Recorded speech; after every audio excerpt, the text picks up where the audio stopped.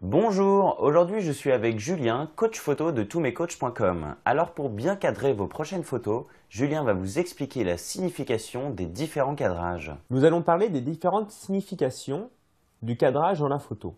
Nous allons commencer par les deux plus courants, en mode paysage, c'est-à-dire allongé, et en mode portrait, c'est-à-dire vertical. Quand vous utilisez le mode paysage, comme son nom l'indique, c'est plutôt pour des thèmes paysage, mais aussi pour de l'action.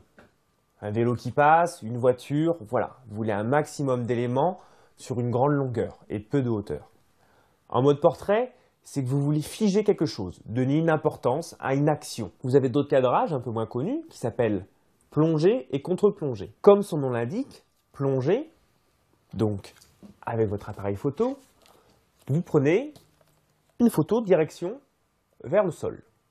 Contre-plongée, c'est l'inverse, vous prenez plutôt une photo vers le ciel. Leur signification. Quand vous faites une photo, par exemple d'un portrait en plongée, ça va plutôt tasser la personne. Quand vous prenez une photo en contre-plongée, ça va donner une notion de grandeur. Ça va bien sûr déformer votre sujet, mais ça va lui donner un air un peu impérial. Nous allons évoquer ensuite, essentiellement sur le portrait, des significations sur le cadrage avec votre zoom. Prenons une scène toute simple, un personnage unique, un jardin. Vous voulez le prendre en photo. Vous le prenez de plein pied, le plan moyen.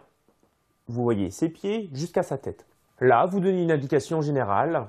Vous incluez le personnage dans son environnement.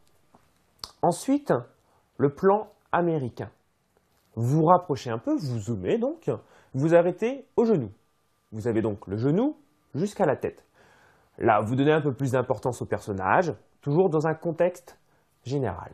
Ensuite, le plan rapproché. Nous allons donner une importance supplémentaire au personnage.